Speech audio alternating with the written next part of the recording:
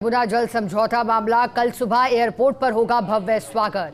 मुख्यमंत्री भजनलाल शर्मा का स्वागत करेंगे बीजेपी कार्यकर्ता।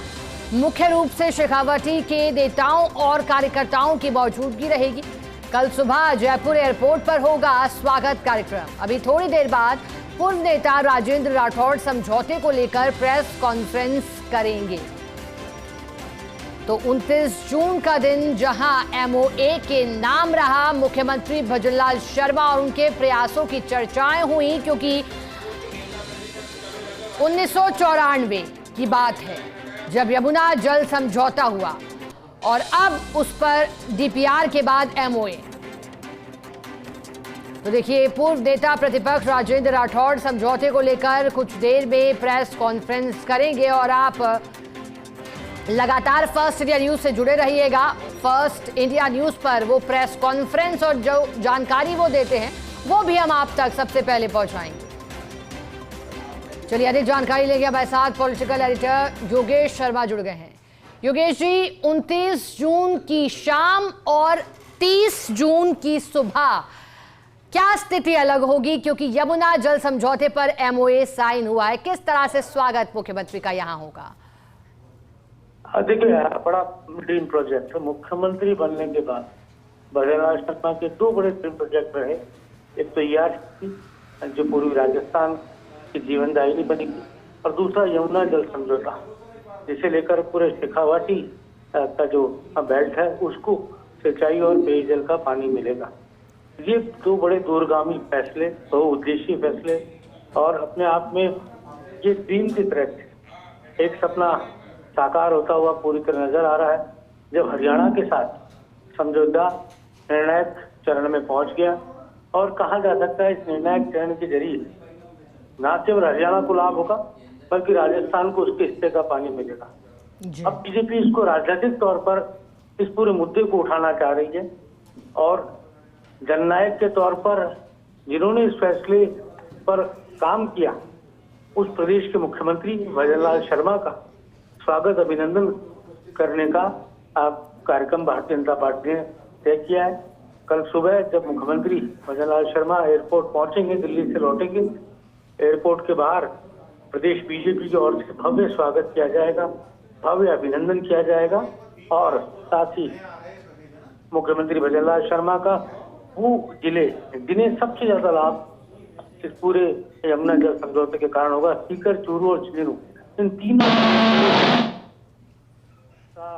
और वहां की जनता पहुंचेगी एयरपोर्ट पर। मुख्यमंत्री का अभिनंदन होगा, स्वागत किया जाएगा, और एक बड़ा कार्यक्रम कहा जा सकता है एयरपोर्ट के बाहर देखने को मिलेगा। और एक राजनीतिक तौर पर भी इस पूरे समझौते का अपना महत्व है। इसे राजनीतिक तौर पर हम आकलन करें तो ये वो तीनों जिले हैं, सीकर, चूरू और झुंझुनू, जो बीजेपी के लिए कमजोर कर।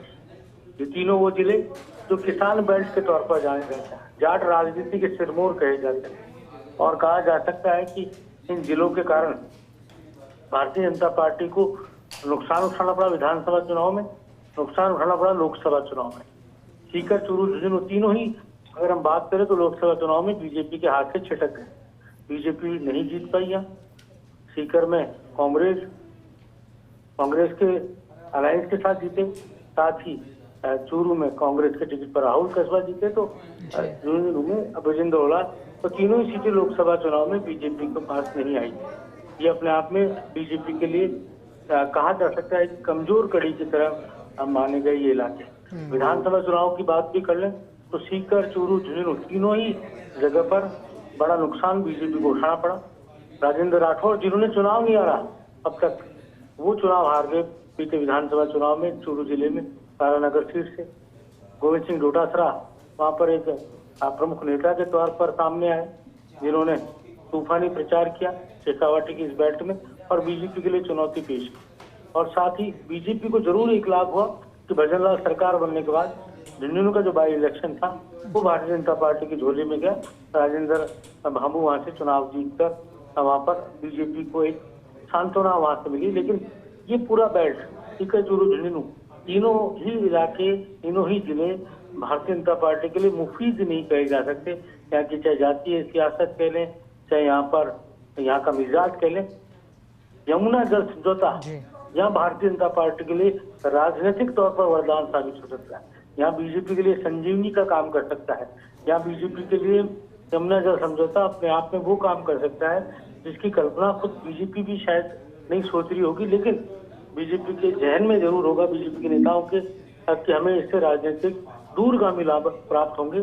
तो यही कारण है कि भारतीय जनता पार्टी अपने नेता का, उस नेता का जिनके कारण ये सपना साकार होता नजर आया है, यमुना जल समझौता, जिसके कारण पूरा शेखावाटी बेल्ट पेयजल और सिंचाई से लबरेज होगा। वहाँ के लोगों की जो एक बड़ी डिमांड थी वो पूरी होगी। इस डिमांड का सपना बरसों से देख रहे हैं। श्रीराम बोरा केंद्र में मंत्री रहे, कद्दावर नेता रहे, वो इस समझौते की बात करते थे, लेकिन निर्णायक पहल वो भी नहीं कर पाए। और कई नेता यहाँ पर कद्दावर नेता रहे जिनके कारण शेखावाटी के इलाके को जाना जाता है, चाहे रामनारायण चौधरी रहे हों, केंद्र में सुभाष महरिया जो बीजेपी के थे, सीकर से सांसद बने थे, वो भी उनकी भी कोशिशें रही। लेकिन मूलभूत तौर पर अगर श्रेय किसी को जाता है, इसे उस स्थिति में लाने का, धरातल पर उतारने का, भागीरथ बनने का, तो वो श्रेय भजनलाल शर्मा को जाता है, क्योंकि पहले दिन से मुझे ध्यान है कि उनका ये विजन था कि मैं यमुना जल समझौते को धरातल पर लेकर आऊं, मैं पीआरसीपी को धरातल पर लेकर आऊं। और बिल्कुल योगेश जी, अब धरातल पर उतारने की तैयारी और एमओए इसी बीच। बहुत शुक्रिया योगेश जी आपका, आगे भी आपसे जुड़ेंगे।